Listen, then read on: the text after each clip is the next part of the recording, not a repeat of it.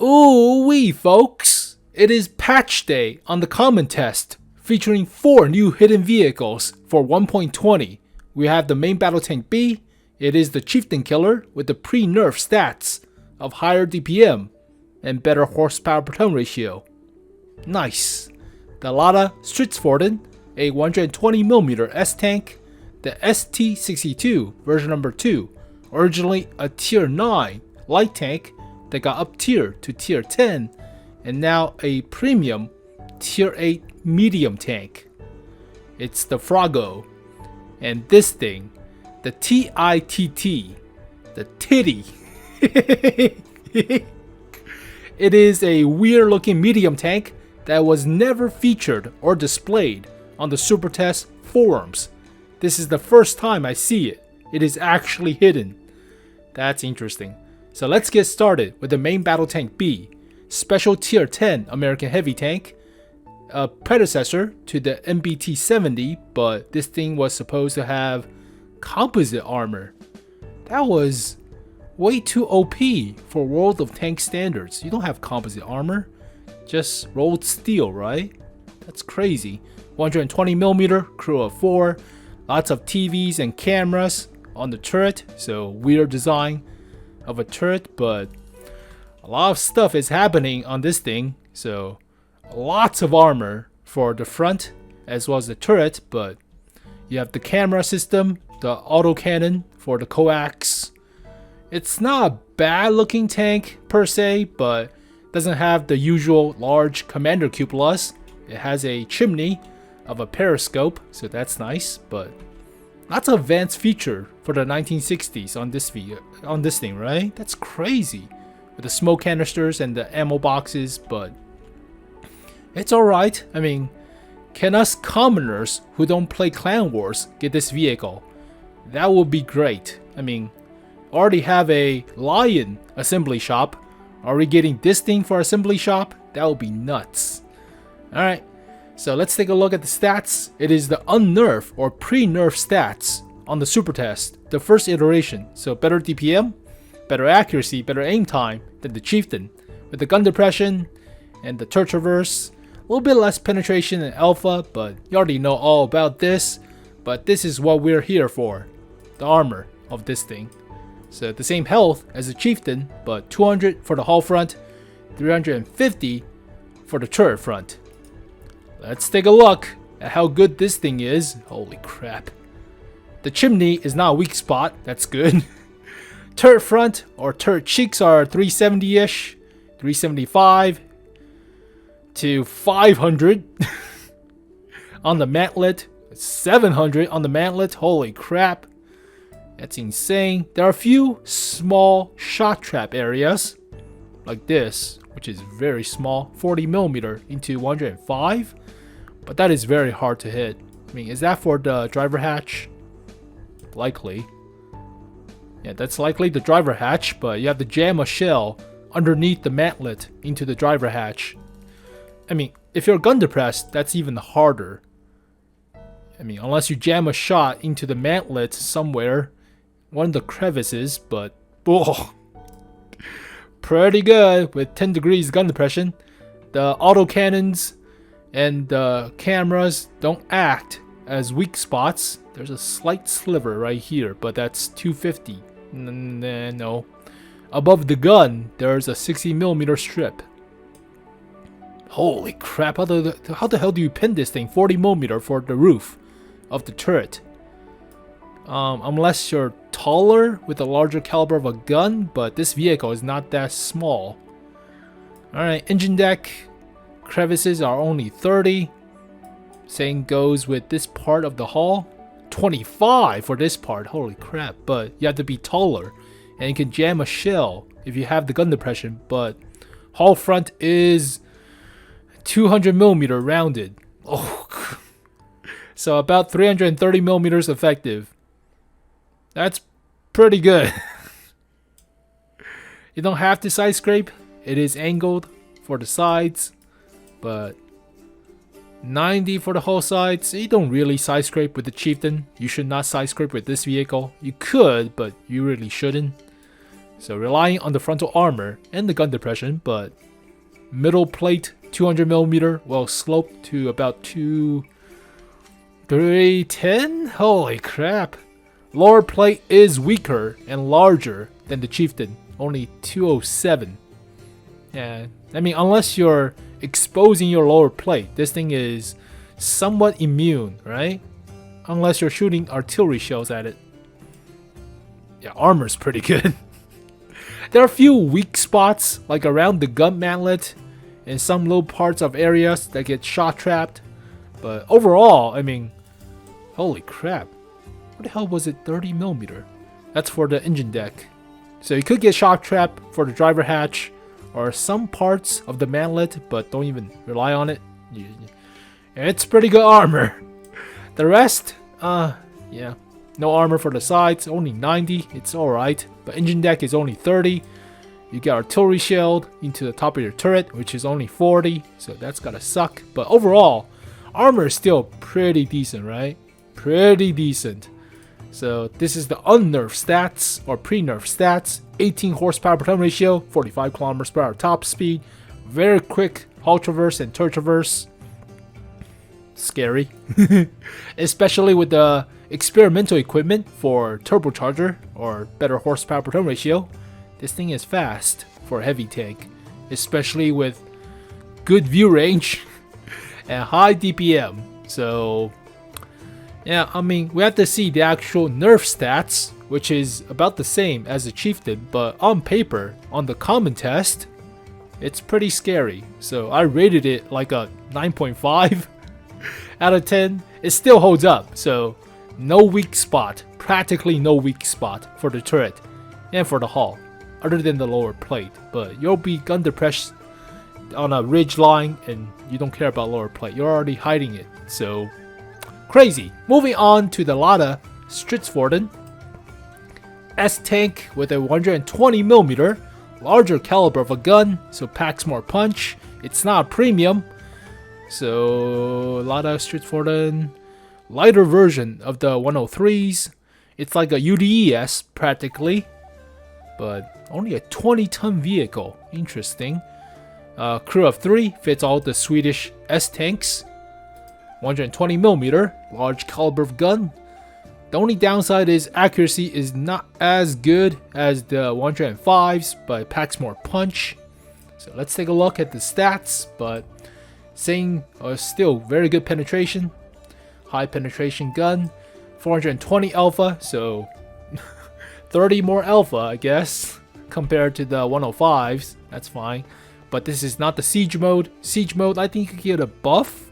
They don't show it, and tanks.gg has not been updated, but you get a buff in DPM, surprisingly, when you go into siege mode. We already covered this vehicle with the original What the Shit video, so go take a look, but it has better DPM in siege mode. Obviously better accuracy and aim time, but it can move the gun without going into the siege mode, so you can actually depress or elevate the gun into the groove, and that's pretty neat. But there's a downside.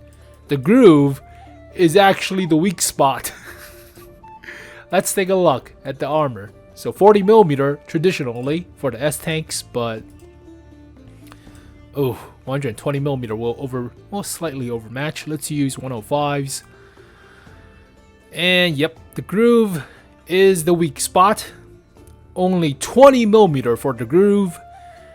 Jam a shell right here, you'll pin, but most of the time, don't rely on the armor, or even less so than the S-tanks, the 103s. Upper plate is 40. There are strips of 20mm, and the commander cupola is still 20. So you could bounce a few if you're lucky, but don't rely on the armor. Lower plate, large 40. So it's not like the S-tanks with the picket fence. No, you don't have that much armor to work with. Don't get spotted. But this thing has the camo. And it has the mobility to get to where you're going and hide there. So don't rely on the armor, but it's a sniper, obviously. So mobility wise, 16.55 horsepower per ton ratio, not half bad. Weighs about 23 tons. It's alright. I mean, don't get rammed too. Switching is actually a little bit faster from siege mode to travel mode, and hull traverse is quick, top speed of 60, which is nice. So you could put a turbocharger, but I wouldn't recommend it. And this is the main feature of this thing. It has one of the best camos in the game. Well, not the best, but very close. So it's close to the TKS, the TITT at tier 2, but better. So camouflage rating on this thing is pretty nice. And the view range is S-tank, so rely on binoculars or your teammate to spot for you, but overall, not a bad vehicle. Downside is, it's not a premium. If this thing was a premium with that high of a pin, you don't have to rely on gold shell, which is great for a premium tank. It's not a premium though. Unfortunate. Alright, down-tiered medium tank now. The Frago ST-62 version number 2. Originally a premium tier 9 Russian light tank that got up-tiered to tier 10 with better stats. But there was a few confusion or erratas with the horsepower per ton ratio. So it was 15 for a light tank at tier 9, which is not great. Now it's a medium tank, which makes more sense, but camera systems, interesting. I mean, were the cameras that good for the 1960s and stuff? That's interesting. Alright, crew of 4, medium tank, fits all the medium tank crews. Still has the 100mm, but I think it's the nerf stats compared to obviously the tier 10 light tank. So accuracy is not the best, aim time is not the best, DPM is high, holy crap! For a tier 8 medium that has that kind of DPM, well, it has the original mobility. I mean, 16 is not bad for a medium. It's kind of bad for a light tank, but that's still pretty good for a medium. But this DPM is crazy high baseline. With a rammer, that's like 3000. No question. Accuracy could be better though. I mean, 6 degrees of gun depression, quick turret traverse speed, 200mm of pen is not the greatest. And gold shell is only 255. So, I mean, I still think it's worthwhile. It's still a little bit better than the 100mm on the T44, right? T44 100mm has like 190, and DPM is obviously not as high. Accuracy is better though, so we have to wait for tanks.gg to update with the dispersion and soft stats. But let's take a look at the armor now, featuring for our light tank, but now it's a medium, so should be trollish, if you will, rounded shape, like the Object 274A. So upper plate is about 180-ish, 170-ish. It is rounded, so you get trolled, like with the 274. But Commander Cupola is the weak spot.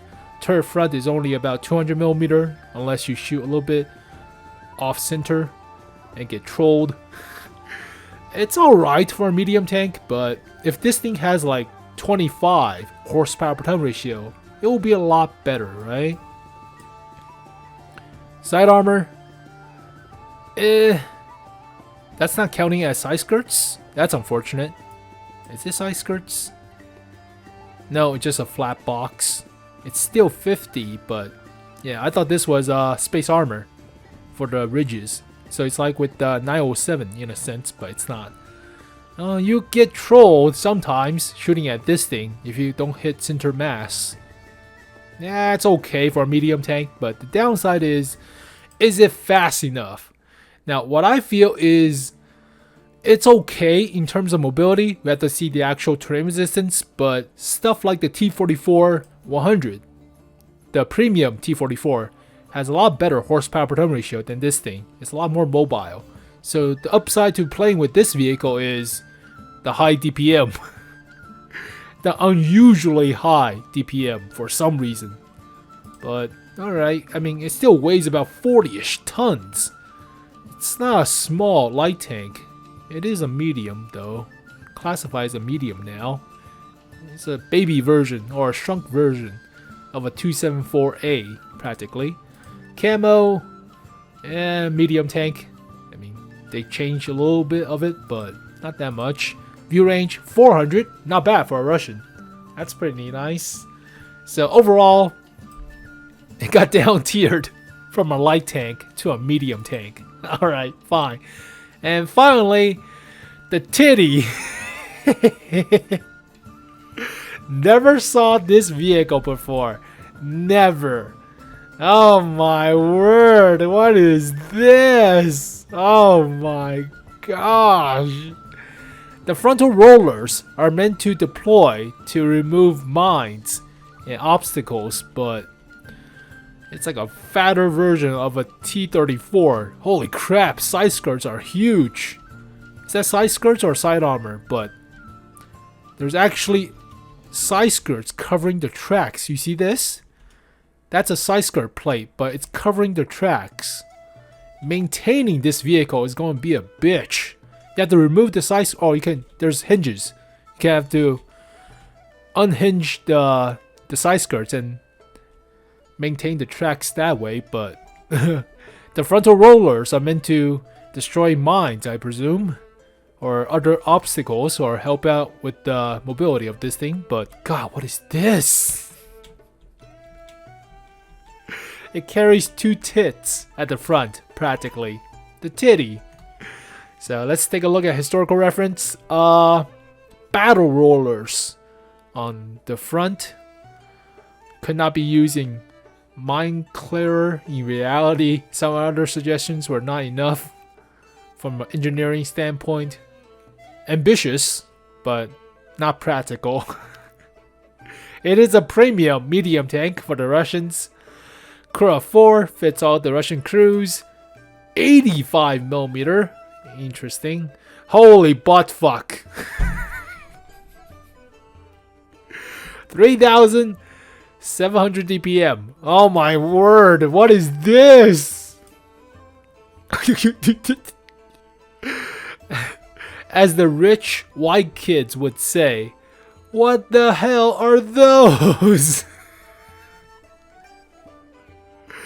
3,900 DPM with a 100% crew.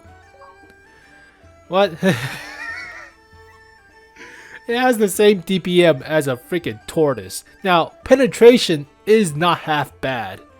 It's 220 compared to something of a 190 on a T-44. Alpha is the same ballpark.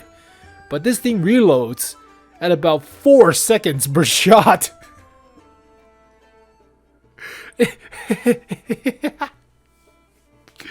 It has almost double the DPM of a T-44. Oh my god.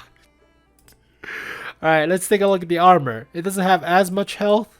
And 115 for the hull front. 205 for the turret front. Oh my word. What is this? Lots of space armor and shielding, I guess. 10mm counting for the battle rollers. But upper plate is about 170-ish. With the driver hatch about 100. So that's a weak spot. Turret front 205. So about 250 effective. Mantlet is about the same. But there's a gun depression port. Elevation in the back. And that is only 35. So yeah, only 77 effective. I mean, it only has 6 degrees of gun depression. I mean, they have to use every little bit they could get. So the little mohawk for the top of the turret, that's a weak spot. But then again, the whole front is the weak spot. Don't rely on the armor too much. It doesn't bounce that many shells, but side scraping with this thing is a treat. There's space armor covering the hull sides. So side scraping with this is actually pretty decent, surprisingly. And obviously the lower plate is the weak spot, but still, just shoot the upper plate. If you have high pin, shoot the upper plate. What the hell is this thing? Oh my word. Alright, is it fast? No.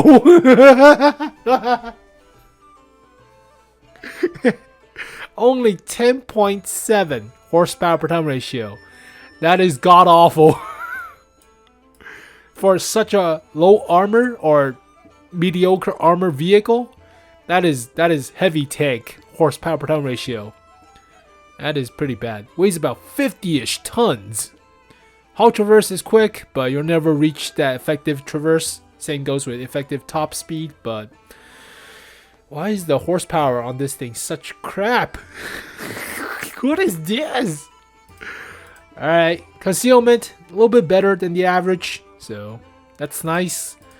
And view range is not half bad for a tier 8 medium tank, 390. Oh my god, what is this thing? It was never shown on the forums for the super test, but it's like a wider T-34 in a sense, with especially the little sloping. It's like a BTSV when I think about it now, like a wider BTSV, but it's obviously not as fast. Nowhere near as fast, but it will troll a few shots if you side scrape. And finally, let's finish the video with the update to the UDES 03 and version number 3. This thing gets an autoloader now, so I already talked a lot about this, but it's a lot more versatile now when I think about it. So having an autoloader dramatically helps this vehicle out. Dramatically. Also, DPM is not half bad. So it's like a, I think, a little bit more versatile Char Future Project 4. Whereas a Char Future Project 4 takes like 40 seconds to reload. This thing only takes about 23. So it's still not a premium. Still could be battle pass of sorts. Or maybe auction. But not half bad when I think about it. It's an old vehicle with a new toy in a sense. Well, there you go, folks. All the hidden vehicles on the common test for patch 1.20. So we're surprised with this thing. This is a surprise. Why? I mean, it's slow. If this thing was fast, it's actually kind of scary with that with that DPM. Let's see the gold shell pin. Oh, gold shell is not that good. 235. That's peanuts. So gold shell is terrible, but it has a lot of DPM, but it's slow to rev. What is this thing?